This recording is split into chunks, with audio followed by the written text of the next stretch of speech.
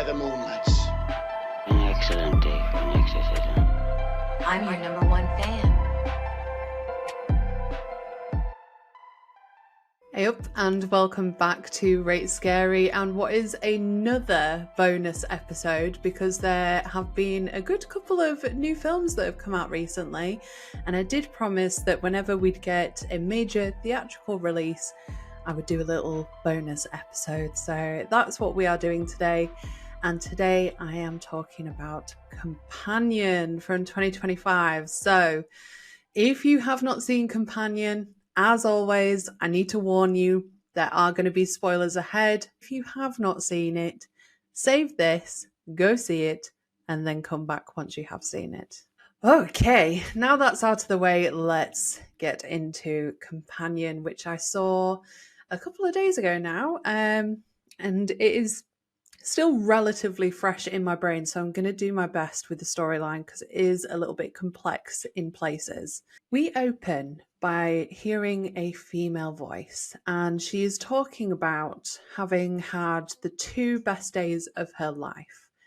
One of those days was the date that she met her partner Josh, and the other date is the day that she killed him. And then we open by seeing them meeting in a supermarket, a little meet cute. He knocks over some oranges. He introduces himself that he is Josh, and she introduces herself as Iris. And then after that, we cut to them both in a very fancy self-driving smart car on their way to a weekend getaway in a remote cabin with some of Josh's friends. So they arrive, they see that it's a very large cabin with stunning views, and they are greeted by Josh's friend Kat, who is super warm and receptive to Josh, but she's pretty cold with Iris. But we're then very quickly introduced to some of Josh's other friends. So first of all, we've got Eli and his partner Patrick, and then we've got the host for the weekend, which is Sergey, and that's someone who Kat is dating. At this point, Iris decides that she wants to go and freshen up. She goes and takes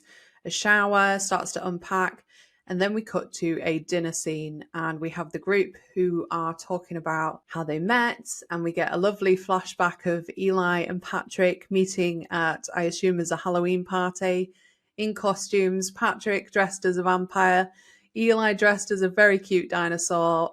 They connected, they have a dance together because Patrick stepped on Eli's dinosaur tail. So the group then continue to enjoy dinner, dancing, drinking. We do see a little bit of Iris becoming jealous of Kat talking to Josh, but we cut to the following morning where Josh has got a hangover. He really is not feeling up to much, but he tells Iris, go and enjoy the day, head down to the lake, and that's what she does.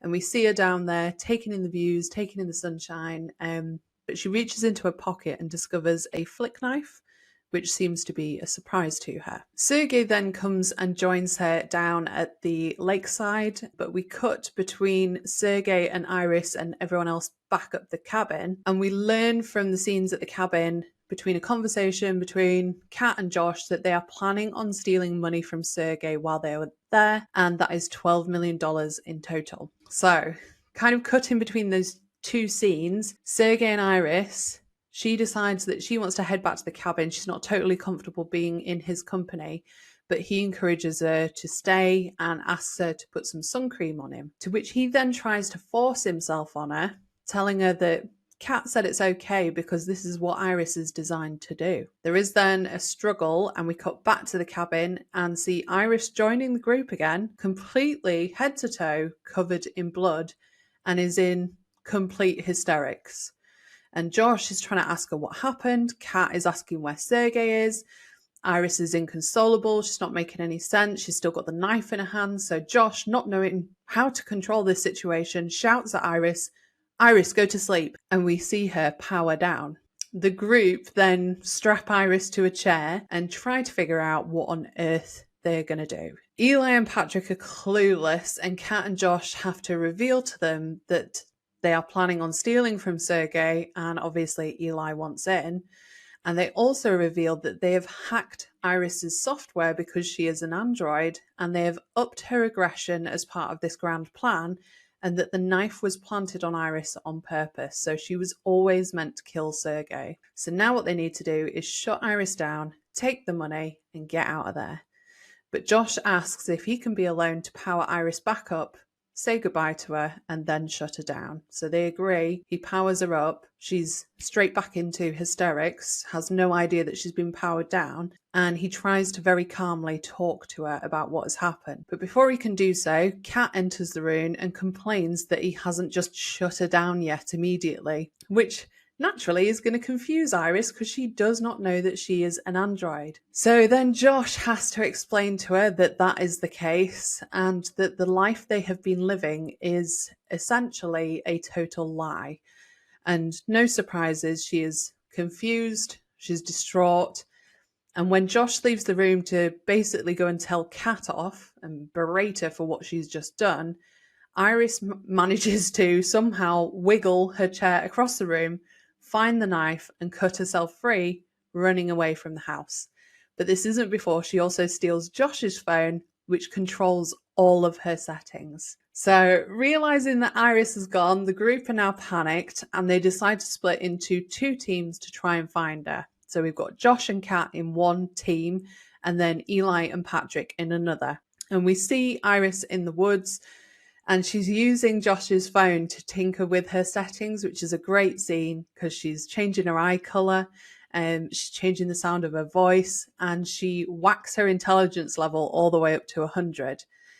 And following this, she comes up with a plan to trek back through the forest, get into Josh's smart car, and then use voice control to enable it to drive her home.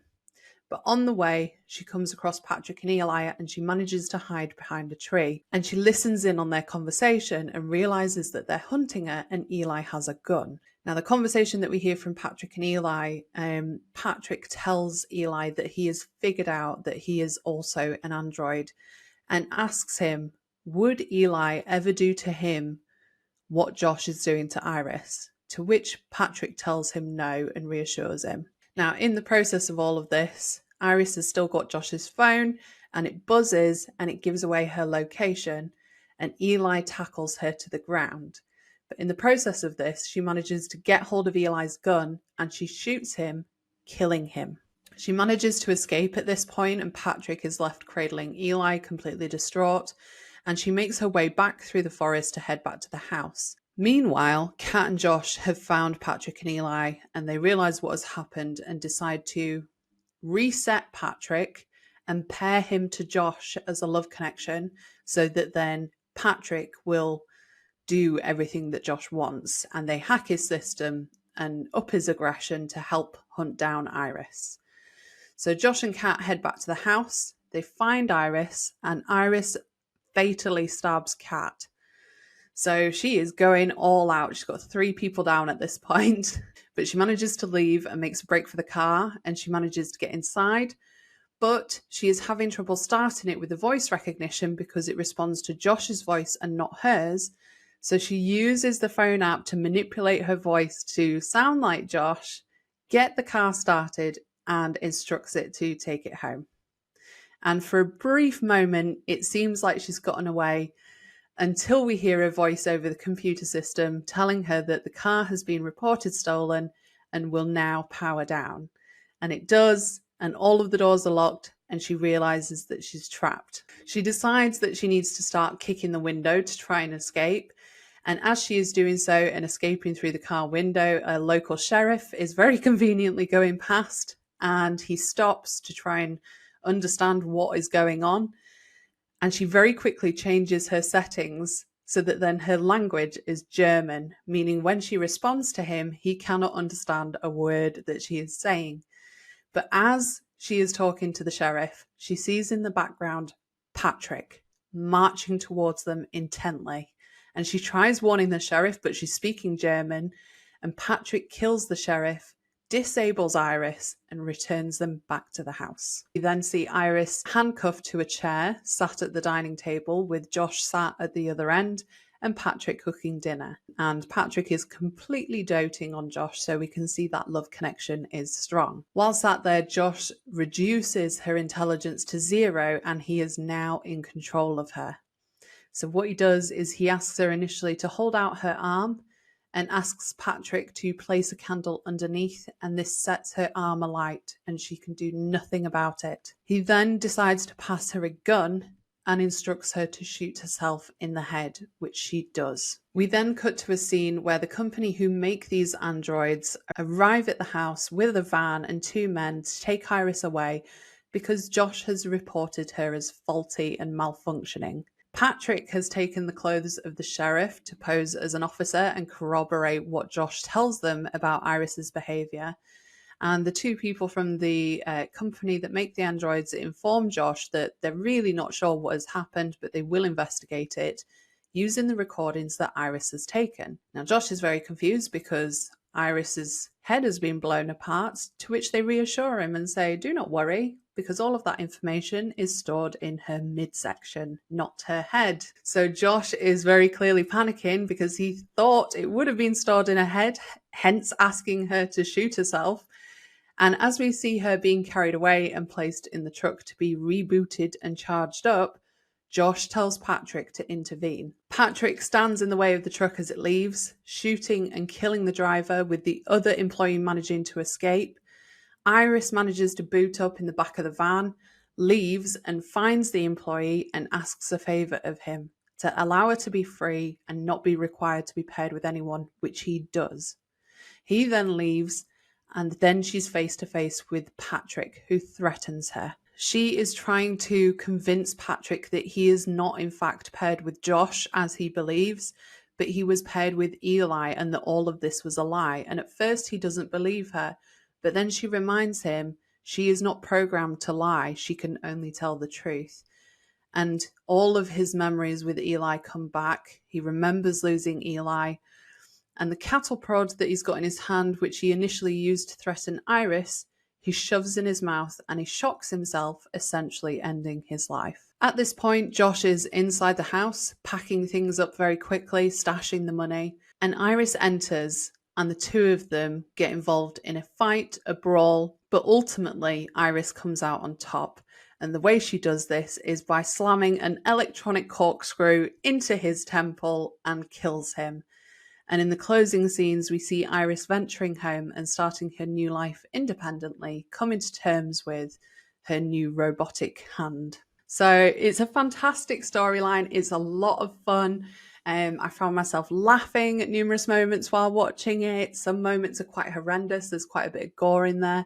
But I thought it'd be good to start off, first of all, with the fantastic cast that we have got in this film. I'm going to start off, first of all, with Sophie Thatcher as Iris, because she managed to create a brilliant balance of being sweet and kind and caring for Josh to ultimately being hyper intelligent and super aggressive. And she manages to convey a huge range of emotions throughout the film, as well as some lighter moments of humour when she's speaking other languages. And cast opposite her is Jack Quaid, who is very believable as ultimately this loser who is filling in a void in his life, whether that's Iris or the money that he's attempting to steal. But he delivers some really menacing moments when he's in control of her. Harvey Guillen is fantastic as Eli. I'm such a huge fan of Harvey Guillen, especially in What We Do in the Shadows. He's very sweet, he's very campy, he's lovable, he delivers some excellent one-liners, and his relationship with Patrick, played by Lucas Gage, who I think I am now in love with, by the way, based on this film, is totally believable and really endearing, because Lucas was very sweet, but also hyper menacing, and like I said, my God, is he beautiful. And then a couple of other people that I just wanted to mention. We've got Megan Suri as Kat. I thought she was great, but honestly, a little bit forgettable in the mix of the rest of the cast. And then Rupert Friend as Sergey. He was only in it for a brief moment of time. I don't know why, but I have a crush on him in this film. I probably think it's after Nosferatu, I now have a thing for a foreign accent and a mustache. That combination together does things for me, apparently. So great cast. I thought they all worked really, really well together.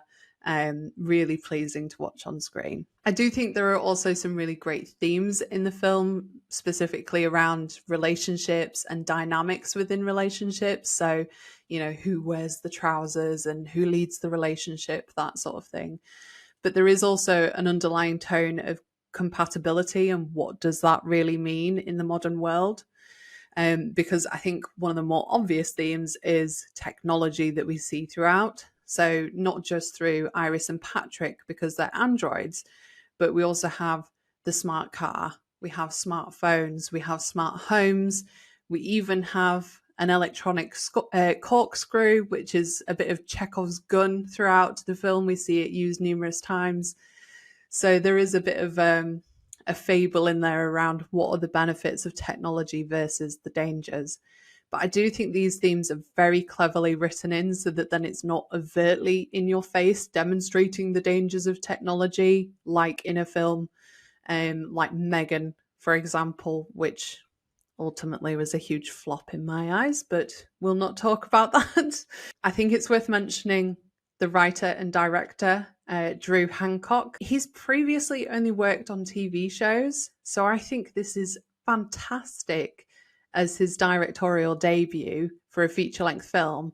And I'm really excited to see what he does next. He obviously had people from The Notebook and Barbarian supporting this film, which I think helped, but fantastic writing, excellent directing. Like I said, look forward to seeing more from him because overall, I think it's a really, really fun story.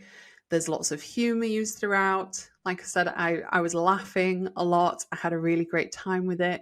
I think some of the shots in there are stunning. We've got this beautiful setting of this lakeside cabin. And I think we see a good range of Iris's capabilities, but I would have liked to have seen a little bit more. Like, I think some of the really fun scenes are when she's playing with her eye colour and when she's turning her intelligence up and down and changing her voice and her languages. So I just would have liked to have seen a little bit more of that.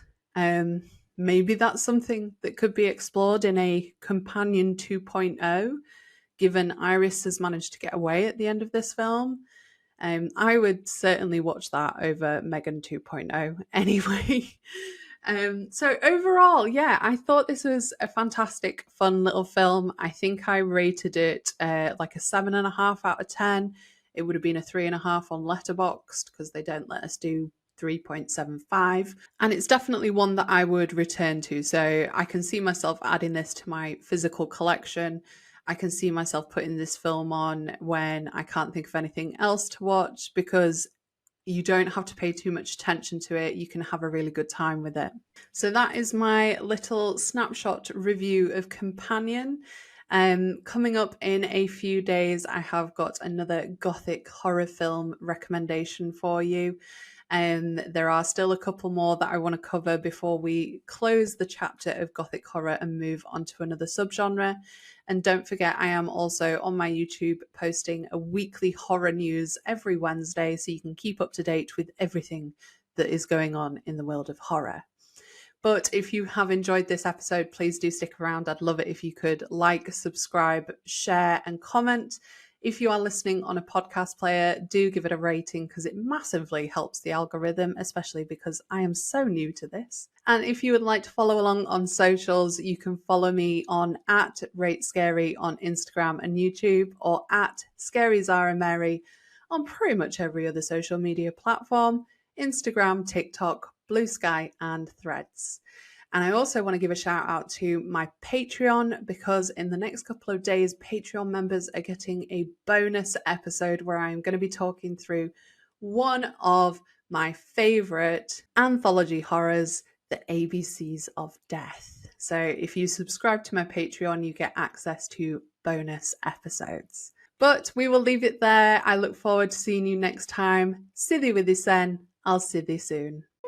They're coming to get you, Barbara. I guess everyone's entitled to one good scare, huh? I'll be right back. Game over.